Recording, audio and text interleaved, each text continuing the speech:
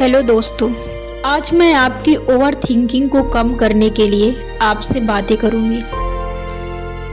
देखिए, हम सभी 2-3 तरीके से ओवर थिंकिंग के शिकार होते हैं। पहला, या तो पास्ट की कोई ऐसी बात होती है जिसको लेकर हम बहुत ज़्यादा परेशान होते हैं, या तो फिर हम अपने प्रेजेंट में जागरूक नहीं रहते। हम अपने प्रेजेंट की चीज़ों पर या प्रेजेंट पर फोकस नहीं करते हैं।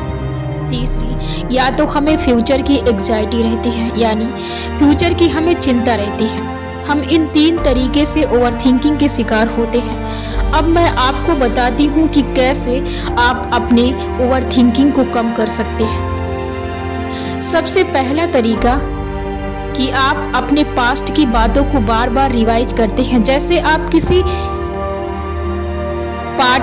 पार्ट की यानी किसी लेसन की रीडिंग करते हैं, पढ़ाई करते हैं, ठीक वैसे ही आप बार बार उन बातों को रिवाइज करते हैं, प्रोग्रामिंग की तरह बार बार उन्हें लेते हैं।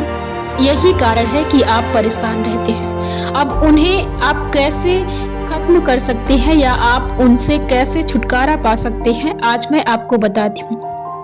देखिए, आपका मस्तिष्क आपसे जवाब चाहता है, स्पष्ट क्लियर जवाब चाहता है। जब आप उसे नहीं देते हैं, उसे दुविधा में डालते हैं, तभी आप परेशान रहते हैं, तभी आप ओवरथिंकिंग के शिकार होते हैं। आपके साथ जो पास्ट में चीजें हुई हैं, या तो उन्हें आप खत्म करने के लिए जवाब दें, या तो फिर उन्हें छोड़ दें, या तो फिर कोई ऐसा डिसीजन होता है जो आप उसे क्लियर नहीं कर पाते हैं, यानी या तो उसे लेते नहीं हैं या तो उसे खत्म नहीं करते हैं, आप उसे क्लियर नहीं करते हैं। यही कारण है कि आप हर दिन ओवरथिंकिंग के शिकार होते हैं। अब क्या करना है, आपको अपनी जिन बातों से आप परेशान हैं, जिन पास्ट की घटनाओं से आप परेशान हैं, उन्हें आप डिसाइड कीजिए और उन्हें खत्म कर दीजिए। या तो उस पर डिसीजन लीजिए, या तो फिर यदि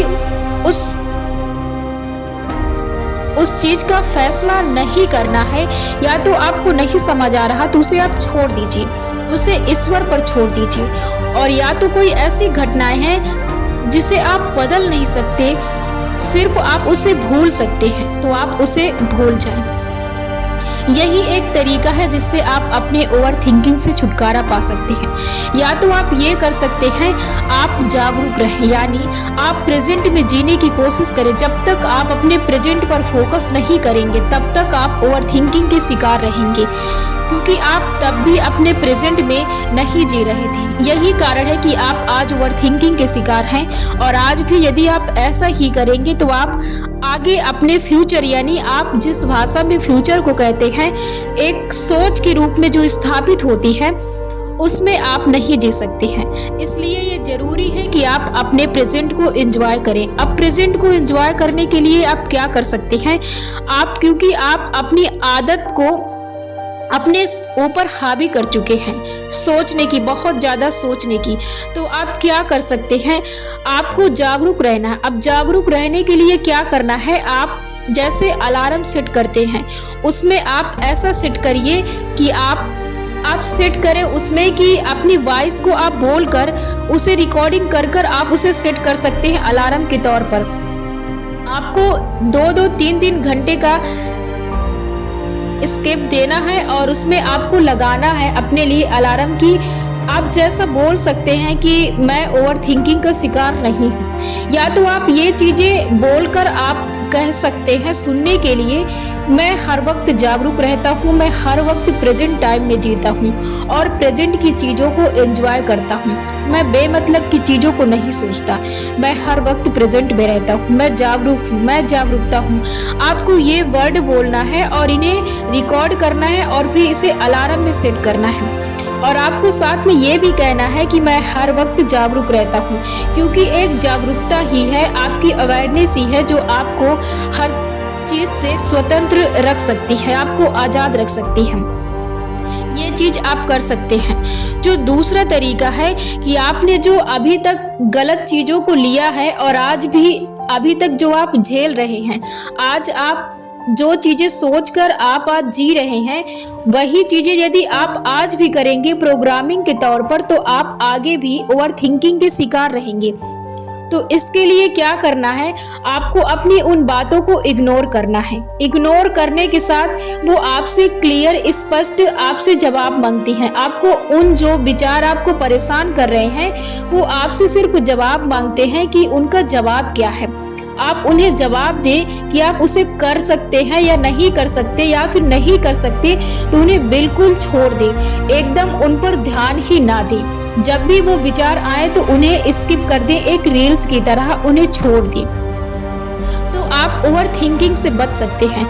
जब भी आपके मन में कोई ख्याल आए, जब भी आपको लगे कि ये वैसा ही विचार है जो आपको परेशान कर रहा है, देखिए आपके विचार, आपके थॉट आने बंद नहीं होंगे, वो हर वक्त आते रहेंगे, क्योंकि आपका मन जो है वो विचारों से बना है। वो हर वक्त आपको विचार भेजेगा। और वो कैसे विचार भेजेगा? जो विचार आपके अंदर दमित होते हैं, जिसे आपने पहले प्रोग्रामिंग के तौर पर लिया होता है, वही विचार आज आपके मस्तिष्क में बार बार आते रहते हैं और वही आपको परेशान करते रहते हैं। आपका मन कोई भी चीज होती है, कोई भी शब्द होता है तो उसे बढ़ा चढ़ाकर आपको बताता है, और आपको यदि एक विचार भेजता है तो आप उस विचार को फिर जवाब देते हैं, आप उलझ जाते हैं। वो एक सवाल करता, आप दो जवाब देते हैं। ऐसे ही आप घंटों, या मैं कह सकती हूँ कि आप सारा दिन या रात भर आप उसमें लगे रहते हैं। ऐसा आप करते हैं और ऐसे ही आप ओवर थिंकिंग के शिकार होते हैं। तो आपको अपने विचारों पर घुसना नहीं है और ना ही आपको उन पर विश्वास करना है। वो आते रहेंगे, उन्हें आने दीजिए और जाने दीजिए। एक ट्रेन की तरह, जैसे एक ट्रेन एक स्टेशन से होकर बार बार आती जाती रहती है, ठीक वैसे ही आपको अपने विचार आने देना है और आपको उन पर विश्वास नहीं करना है।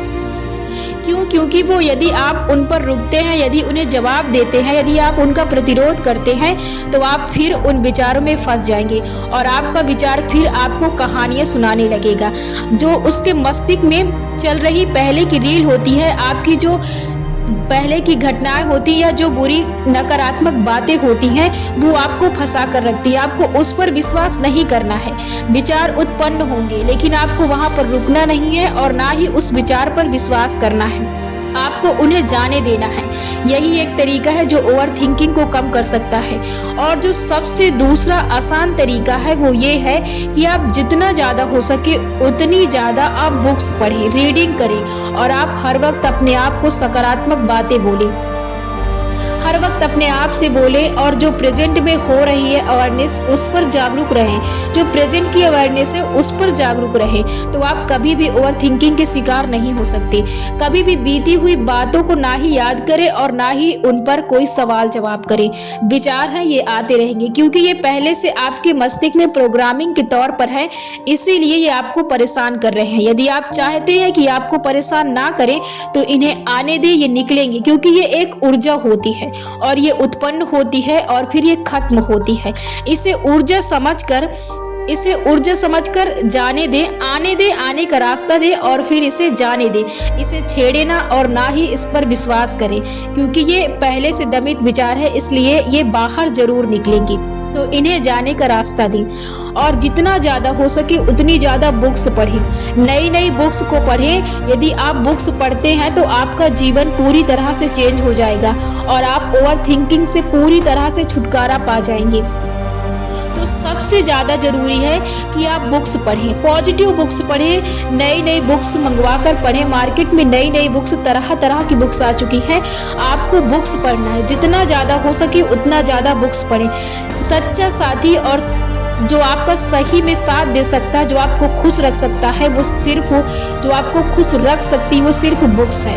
आप जितना ज़्यादा हो सके उतना ज़्यादा बुक्स को पढ़िए। सिर्फ बुक्स ही है जो आपका साथ दे सकती है। हर हाल में बुक्स का साथ दीजिए और बुक्स का साथ लीजिए। यही एक है जो आपको हर वक्त खुश रख सकती है।